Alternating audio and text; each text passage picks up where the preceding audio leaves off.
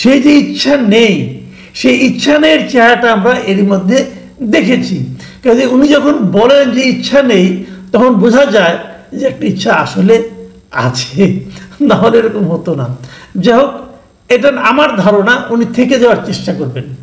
কীভাবে পারবেন আমি জানি না। এবং কেউ কেউ আমাকে একথাও বলেছেন, তারেক রহমানের সঙ্গে যে মিটিংটা হচ্ছে, তো তাদেরকে শুক্রবার দিন যেটা হওয়ার কথা, সেই মিটিংটা বেসিক্যালি এই আলোকেই হচ্ছে যে কোনোভাবে অ্যাকোমোডেট করা যায় কিনা, দেখা যাক কি হয়।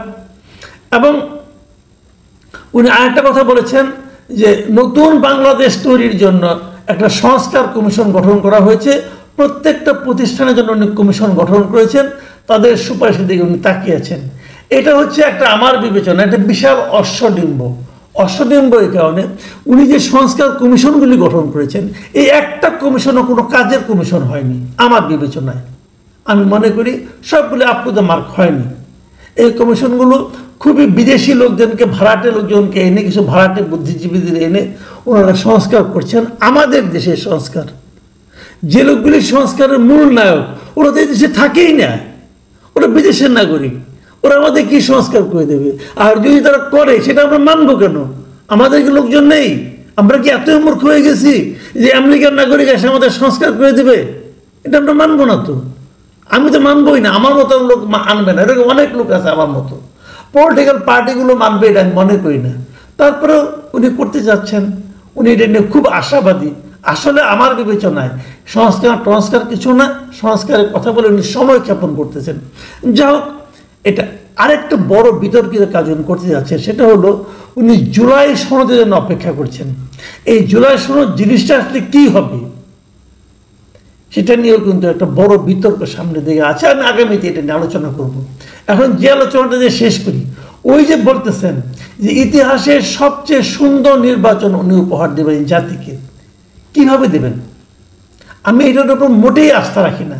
কারণটাকে আমি বলি, উনি এমন একটা নির্বাচন করতে যাচ্ছেন, যে নির্বাচনে এদেশের বিশাল একটা জনগোষ্ঠী তাদের পছন্দের প্রার্থীকে ব্যালট পেপারে পাবে না। রিয়েলিটি, আওয়ামী লীগ এই নির্বাচনে অংশ নিতে পারবে না। যদি আওয়ামী লীগ নির্বাচনে অংশ নিতে না পারে, আওয়ামী লীগের যে বিশাল জনগোষ্ঠী আছে, আওয়ামী লীগের সমর্থক, আওয়ামী লীগের কর্মী, অথবা আওয়ামী লীগকে জাস্ট ভোট দেয় নৌকা মার্কায়, সেই লোকগুলো তো তাদের জন্য পছন্দের প্রার্থীকে তারা পাবে না ব্যালট পেপারে। এটা কিভাবে একটা ইতিহাসের শ্রেষ্ঠ নির্বাচন হয় আমি বুঝতে পারি না। একটা বড় জনগোষ্ঠীকে নির্বাচনের বাইরে রেখে আপনি কিভাবে নির্বাচন করবেন, যা নাকি এই দেশের জন্য একটা, মানে আপনার নতুন ধরনের ইতিহাসের সবচেয়ে সুন্দর নির্বাচন কিভাবে করবেন আমি বুঝতে পারি না। 2 নম্বর, আপনি কি এই ইসি দিয়ে নির্বাচন করবেন?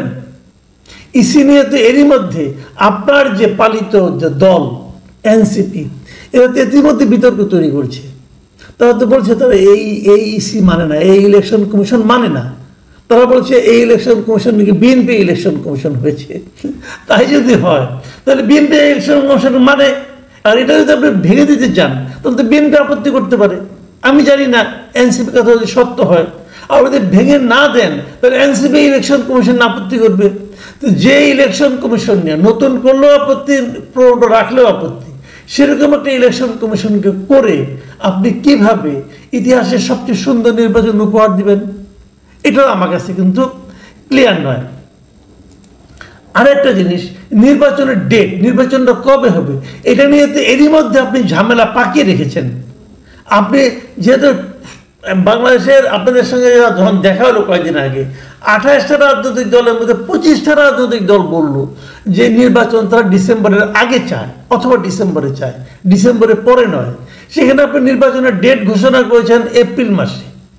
তাই যদি হয়, তাহলে এই লোকগুলিকে, এই দলগুলিকে অসন্তুষ্ট রেখে আপনি কিভাবে ইতিহাসের সেরা নির্বাচনটা উপহার দিবেন?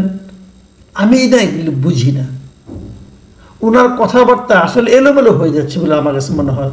এই কথাবার্তার মাঝখানে কোনো, জানি না, তারেক রহমানের সঙ্গে আলোচনা করার পর উনি হয়তো মধ্যবর্তী কোনো একটা সময় আসতেও পারেন, আবার নাও আসতে পারেন, আবার নিজের জায়গায় গোদ হয়ে থাকতে পারেন।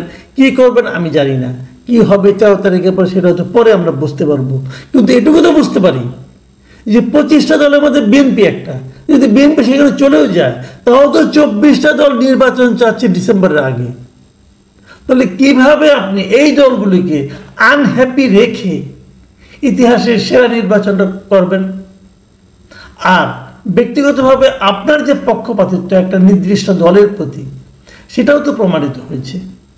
এনসিপির প্রতি আপনার বিশাল দুর্বলতা, এটা সবাই বুঝতে পেরেছে। জামাতের প্রতি আপনার আংশিক দুর্বলতা, সেটা হলো জামাত ঘোষিত এপ্রিলকে গ্রহণ করার মাধ্যমে। এগুলো জনগণের কাছে এখন স্পষ্ট হয়ে গেছে। এটা কিন্তু আপনার মুখ দিয়ে কি উচ্চারণ করলেন কি করলেন না, সেটা কিন্তু গুরুত্বপূর্ণ নয়।